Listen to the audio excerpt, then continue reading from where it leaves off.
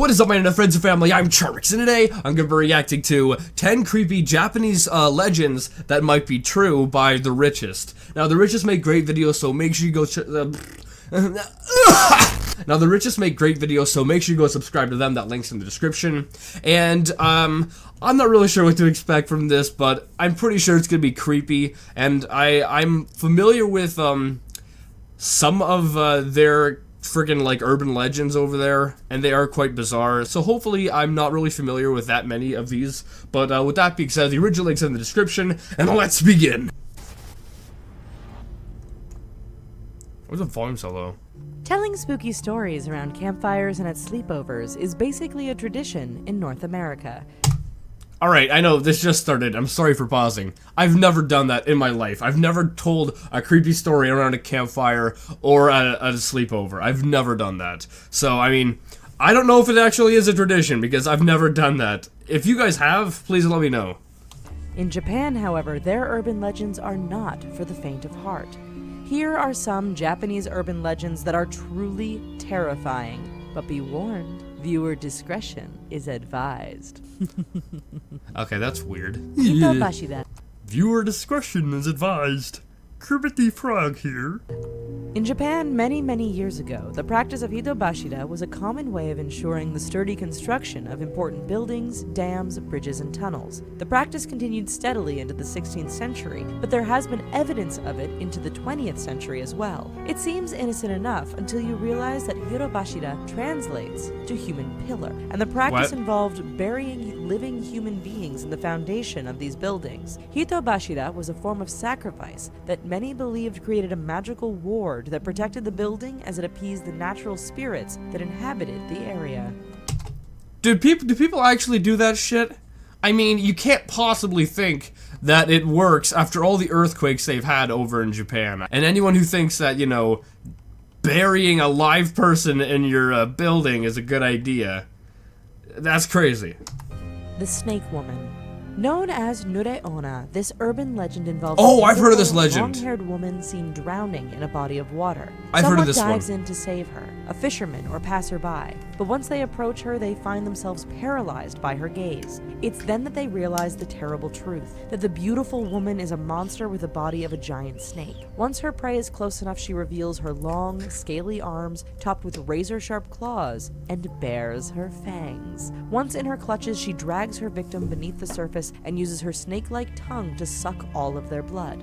Even walking alone on the beach at night is said to be dangerous, as she can spring from the waves and snatch people from the shore. Hanako-san. Hanako-san is said to be a little girl from the World War II era. It's believed that she committed suicide and now...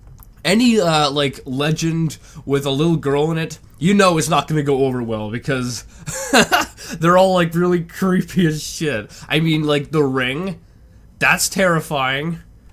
There's an example for you.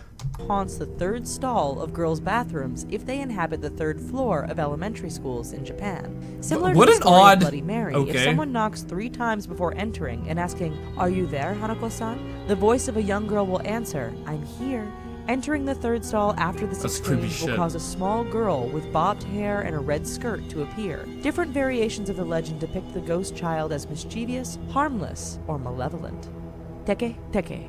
Like many Japanese urban legends, a creepy one. This one begins with a tragedy. The story begins with a young woman who was either pushed, jumped, or fell into the path of an oncoming train and was cut in half. She returned as a mutilated, vengeful spirit, dragging herself along the ground by her elbows, making a teke teke, or scratching sound. She wanders the night That's just creepy as shit.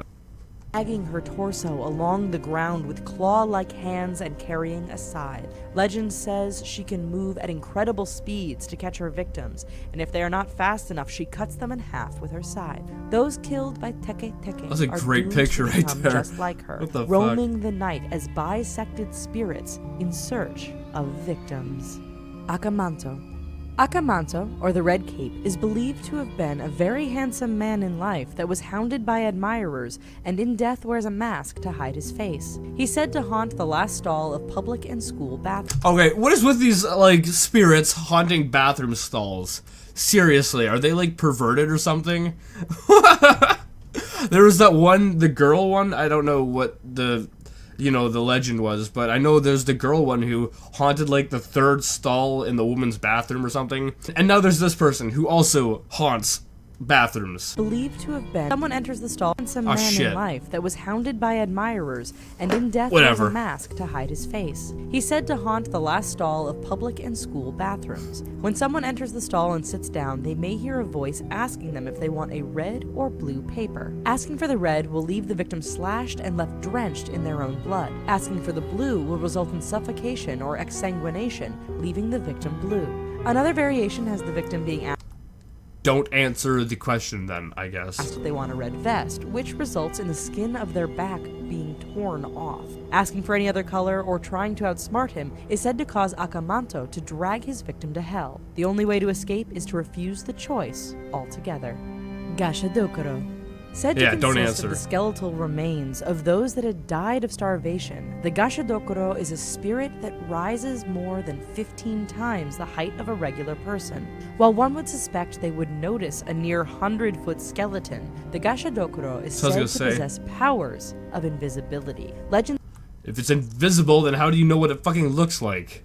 This one doesn't make any sense. Well, I mean, most of them don't make any sense, but this one makes less sense because they're saying it's, you know, this massive 15 times bigger than a human, but you can't see it, so you don't know how tall it is. That makes no sense. states that they hunt at night, plucking lone travelers from empty roads and biting off their heads. What? It is said that the sounds of gnashing teeth and an odd ringing sensation in the ears can be heard right before they strike. There are no stories of anyone successfully running from these bloodthirsty spirits, but it is said that Shinto charms may ward them off. Slit-mouthed woman. According to the legend of the slit-mouthed woman, Is this like the version of Joker, but with, you know, like a woman? You want to know how I got these scars? also known as Kuchisaka Onna, was a woman that was mutilated by her husband in life and returned in death as a malicious spirit. The most common version of the legend claims that her husband believed she was cheating on him and sliced her mouth from ear to ear, shouting, "Who will think you are beautiful now?" That's In the late basically like Joker, 1970s, Stories almost. began spreading across Japan of a woman in a surgical mask seen wandering the streets. Should someone stumble across her, she will ask if they think she is beautiful. If Don't a lot of people in Japan wear masks because of pollution, or is that in China? they answer no, she kills them with scissors. If they answer yes, she removes her mask, showing her disfigured face, and asks again. If they answer yes again, she will cut their faces to look like hers. If they answer no, she cuts them in half. According to legend, the only way to escape Kuchisaka Onna is to tell her that she is average looking, or ask if she thinks that they are pretty. She will apparently become confused, giving her potential victim time to escape. She can also be distracted with fruit or candies thrown at her feet. Well, folks, that This was very interesting. Fruit or candies thrown at her? What the fuck? Anyway, I hope you did like this video. What is with them in bathrooms? I mean, that seems to be like a running thing here. Are they perverted? Anyway, guys, I hope you liked this video, and if you did, make sure you give it a thumbs up, pause and share with a friend. If you're new, subscribe and join the family today, and I'll see you guys next time. Boop.